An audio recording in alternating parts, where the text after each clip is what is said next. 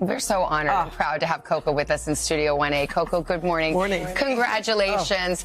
I have to say, every time we see Coco, we run, attack, squeal, and we're just lunatics because we are just so amazed by you and so happy for you.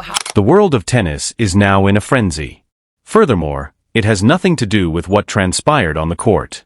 Sabalenka Aryna, one of the top players in women's tennis, is apparently not overly delighted after Coco Gauff was acknowledged as the youngest 2025 Player of the Year. Now, before we discuss what's actually, let's be clear about what is happening here. This isn't your usual tennis rivalry. This has to do with rewards, acknowledgement, as well as what occurs when two of the most well-known figures in the sport discover themselves on opposing sides of an argument. Fans and analysts are talking about it. Thus, what precisely transpired and why is Sabalenka so angry? First, let's discuss the fundamentals. Coco Gauff, who became 21 in March 2025, was designated as the youngest player of the year by a number of notable media outlets and tennis associations. Now, if you've been watching tennis, you are aware that Gauff has been extremely popular since she made a big impression at Wimbledon.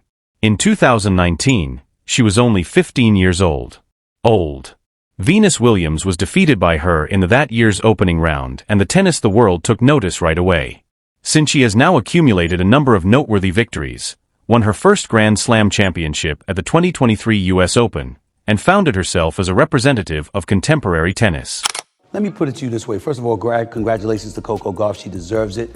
I'm rooting for her. She's a champion now. I love it. It's a beautiful, beautiful thing. And she's been a great, great citizen and a great ambassador for the sport of tennis, and she's only going to get better. The prize itself honors young athletes who have significantly contributed to the sport in a year. It's intended to showcase up-and-coming talent and recognize players' accomplishments under a specific age limit. Gauff's 2025, it's been a good season. She arrived at the Australian Open semi-finals, made it to Roland Garros finals, and won 3 WTA championships during the year. By most measures, those are achievements deserving of celebration. However, this is the point of complexity. The 27-year-old Aryna Sabalenka has perhaps had a year that was even great in terms of pure outcomes.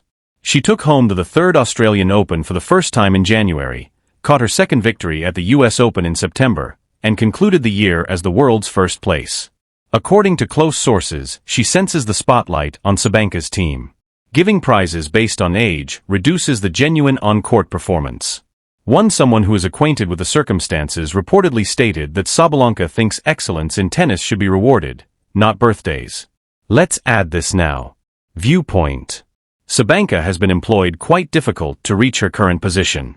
Since 2012, she has been on tour, grinding via challenger competitions and progressively moving up the rankings.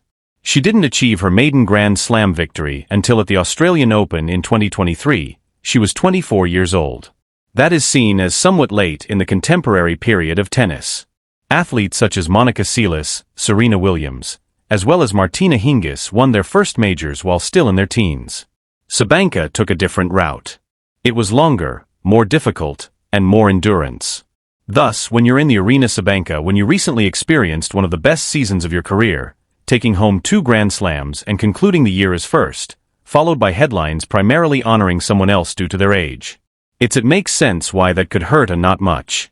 As stated in a report from According to Tennis magazine, Sabalenka's team has been silently venting their annoyance regarding what they perceive to be media bias in the direction of younger players, even when elder players are giving better performances.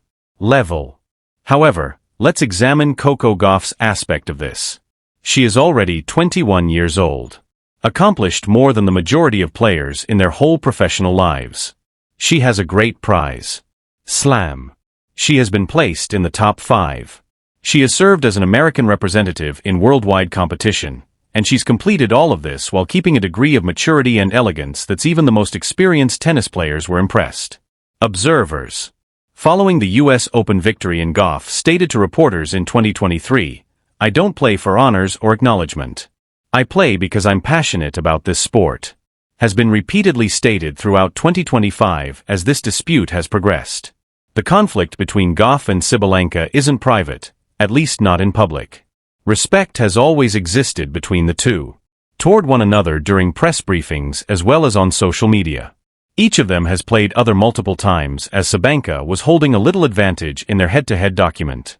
However, this circumstance reveals a greater problem with professional tennis. Something has been festering for many years. How much should age play a role in awards? Acknowledgement?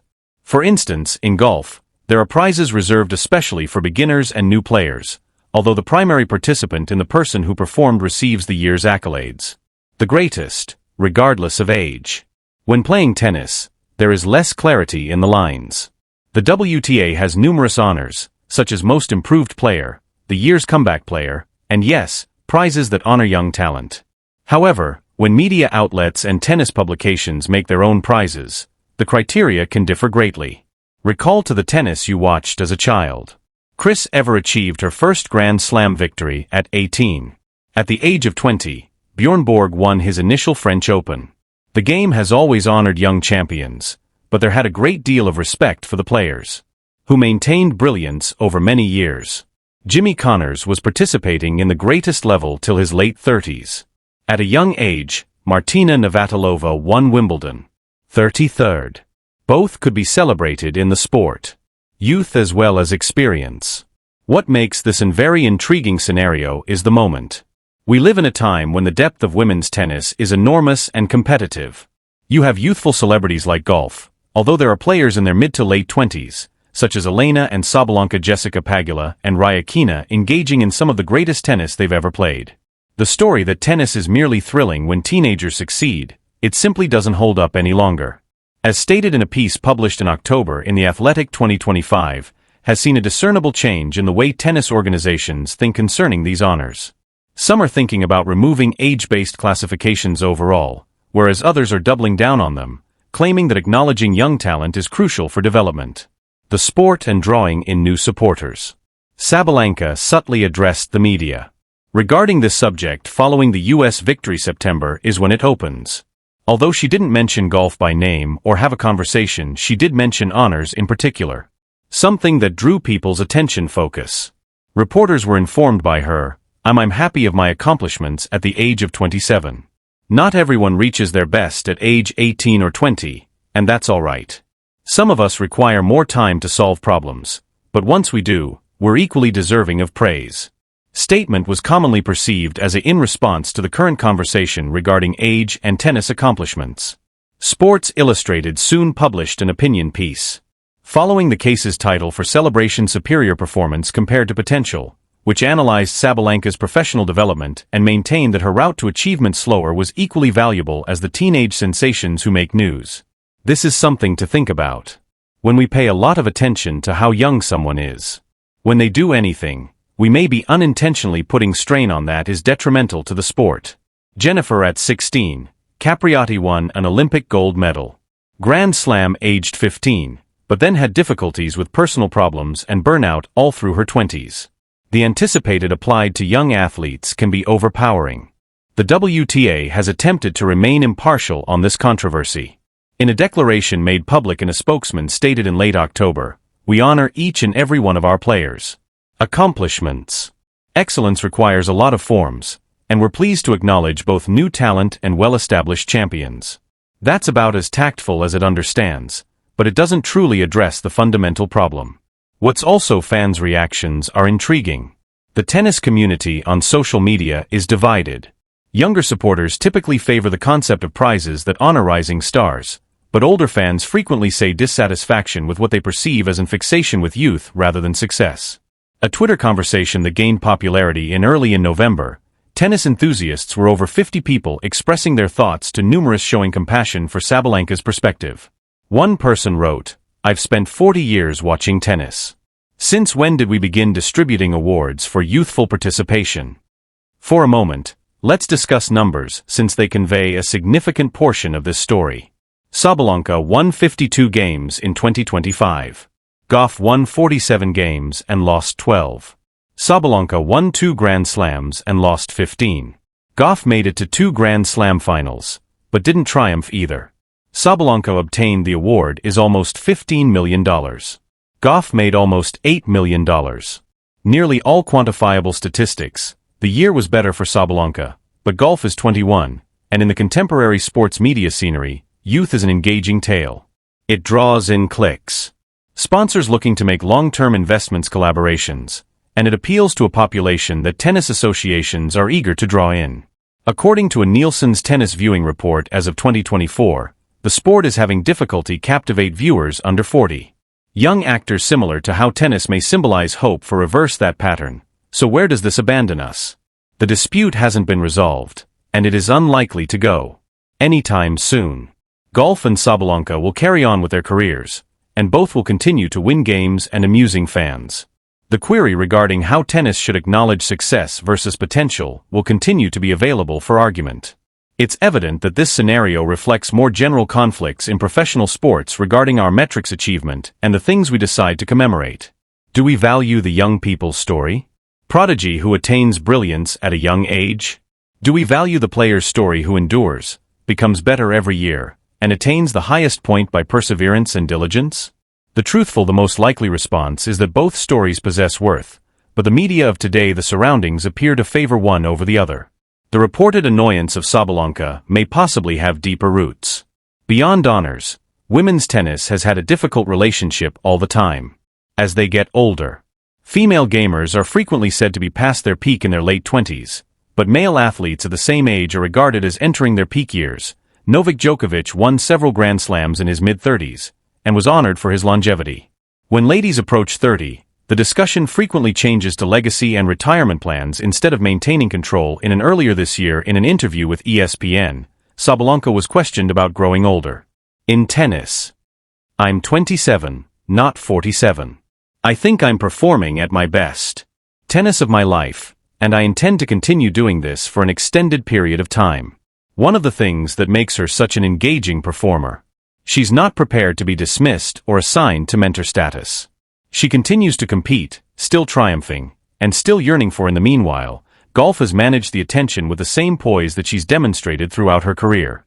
When questioned regarding being recognized as the youngest player of the year by several organizations, she stated, "It's an honor, but I'm committed to improving each day. I am aware that some players are performing incredibly well. Things at all ages."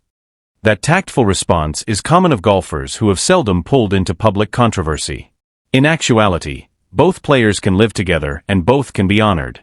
Tennis is large enough for numerous narratives, numerous champions, and several methods for accomplishing greatness, but the way tennis and the media businesses decide to distribute acknowledgement and focus are important. Impacts and shapes public perception, sponsorship prospects, and impacts how athletes are remembered in sports history. With an eye on 2026, the circumstances will probably continue to develop. Sabalenka will attempt to demonstrate that her success lasted more than a year. Fluke, and that she may continue to be at the top of women's tennis. Gauff will be functional. To secure additional Grand Slams and herself as the primary participant in her generation, and tennis enthusiasts will be observing both of them, enjoying the various routes they followed and the various advantages they offer to the court. One issue that frequently gets overlooked in these conversations are about the competition in sports are meant to be merit-based. Whether you succeed or fail depends on how you perform in that match that day. Your age is irrelevant to the scoreboard. There is no age limit on the rankings. Adaptation. When playing Gauff and Sabalenka each other, which they will once more, the winner is the one who performs better. Tennis's beauty. The ball doesn't, it just knows if you're 21 or 27. Whether or not you hit it on the court. Maybe the takeaway from this is that tennis, like every sport, it must strike a balance between honoring up-and-coming talent and respecting long-term greatness. Age-based honors can coexist with prizes depending on achievement. Young players can be acknowledged for their potential and their accomplishments without reducing the value of seasoned players achieve, but media is needed for that. Publications, tennis associations, and supporters to consider carefully how they frame these stories as 2025 draws to a close. And anticipate the upcoming season. Both Coco Gauff and Aryna Sabalenka will be among the favorites in each competition they go in, and they'll both be pursuing Grand Slam victories, ranking points, and their own ideas of what constitutes success. Whether Sabalenka's expressed annoyance the inspiration that propels her to even higher altitudes, or whether it fading as she keeps winning continues to be observed. It is undeniable that women's with competitors, tennis is in capable hands. Like folks who have a strong concern for their craft and their heritage, hence this is I have a question for you. Do you think tennis should offer awards based on age, or should recognition be based only on performance regardless of an individual's age player is? Have you observed this trend? In other sports that you participate in? Give up your ideas in the following comments. And if you liked this in-depth look at one of the present disputes in tennis, make sure to subscribe in order to avoid missing our next video. We'll continue to monitor this narrative and every other advancement in the tennis scene that are important to supporters who adore the history of the game and honor its champions, both young and elderly.